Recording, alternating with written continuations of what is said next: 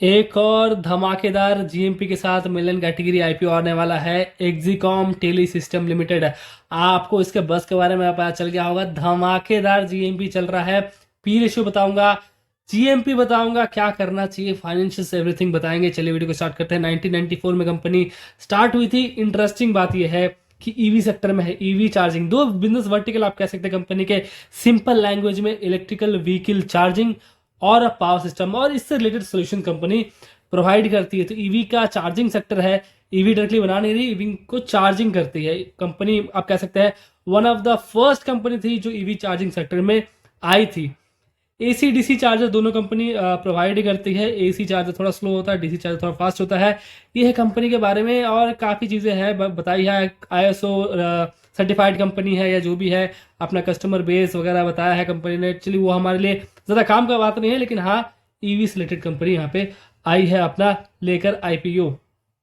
Financial देखते हैं, जो फिगर्स है वो करोड़ में आप देख पा रहे होंगे, जहाँ पे 21, 22, 23 का आप डेटा देख पा रहे होंगे। अगर देखा जाए कंपनी का एसेट जो है वो हल्का सा गिरा था 2022 में, फिर बढ़ा है 705 करोड़ तक पहुंचा है। रेवेन्यू कंपनी का लगातार बढ़ रहा है। इसमें कोई देखेंगे 524 करोड़ से उसके बाद 848 करोड़ तक कंपनी का रेवेन्यू गया। और लास्ट ईयर से कंपनी ने थोड़ा सा कम यहाँ पर रेवेन्यू जनरेट किया है। तो हल्की सी चीज़ नेगेटिव है।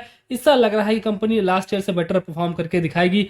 बट पीएटी कंपनी का लगातार बढ़ा है, ज़्यादा नहीं है, लेकिन हाँ कंपनी का पीएटी निकल कर आ रहा है पॉजिटिव में 3.45, 5.14 और 6.37। देखिए ईवी सेक्टर की वजह से ना यहाँ पर ज़्यादा डिमांड देखने को मिल रही है। जीएमपी भी तगड़ा चल रहा है, इसलिए काफ़ी इंटरेस्टिंग आईपीओ हो जाता है। और पी रेशियो भी अपने पीयर कंपटीटर से ना काफ़ी कम रखा, क्योंकि इस सेक्टर का पी थोड़ा हायर साइड पे चल रहा है ड्यू टू हाई डिमांड।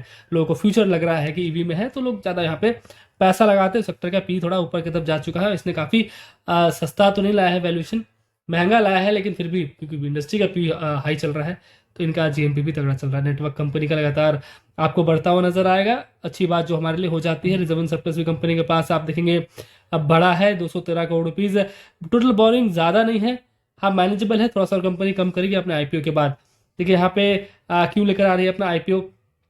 थोड़ा सा अपना कंपनी लोन कम करी, जैसा मैंने बताया। Part funding incremental working requirement है कंपनी को। Part financing the cost toward setting up of production assembly in line at the plan manufacturing facility in Telangana. Telangana में एक और मैन्युफैक्चरिंग फैसिलिटी कंपनी सेटअप करेगी, उसका पार्ट फाइनेंसिंग इस आईपीओ से करेगी, लोन पेमेंट करेगी। थोड़ा सा आर&डी में भी कंपनी इन्वेस्ट करेगी और जनरल कॉर्पोरेट पर्पज के लिए आ रही है अपना आईपीओ। 27 तारीख को प्लैटिनम इंडस्ट्री आईपीओ भी आ रहा है। 32% के आसपास जीएमपी चल रहा है, इसका भी जीएमपी बताऊंगा। 27 फेब को ये आईपीओ खुलेगा, 29 फेब को आईपीओ क्लोज हो जाएगा। 3 दिन आपको मिलेगा बिड करने के लिए। 10 रुपये है इसका फेस वैल्यू। 100 शेयर से एक लॉट पे है। 135 रुपये से 142 रुपये यहाँ पर रखा गया है। प्राइस बैंड 142 रुपया कट ऑफ प्राइस है इस कंपनी का। 142 रुपये बिट कीजिएगा, क्योंकि ओवर सब्सक्राइब मैसिवली यहाँ पे होने वाला है। क्योंकि आईपीओ का साइज भी बहुत कम है, 500 करोड़ से भी नीचे है, 429 करोड़ का है, जिसमें से फ्रेश इशू 329 करोड़ का है जो कंपनी के पास जाएगा। और ओएफएस भी है 100 करोड़ का, जो कंपनी के प्रोमोटर के पास जाएगा। अब आता है रिजर्वेशन देखते हैं।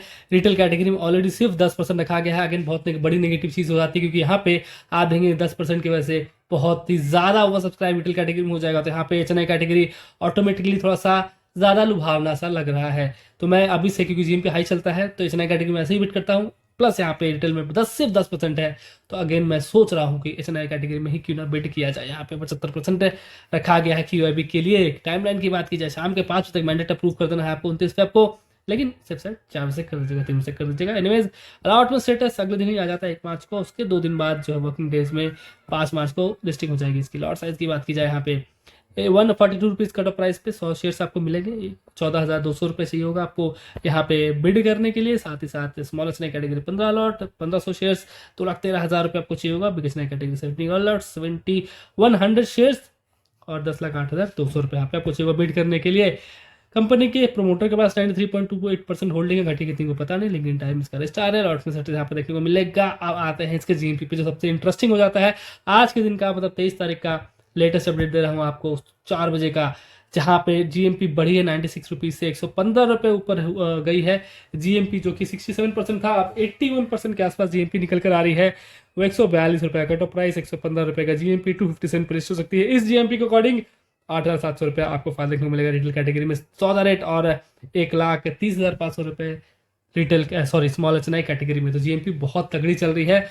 कंपनी के फाइनेंशियल बहुत अच्छे तो नहीं है फ्यूचर, लेकिन ऐसा लोगों को लग रहा है, इसलिए यहाँ पे लोग इंटरेस्ट दिखा रहे हैं, बस बना हुआ है।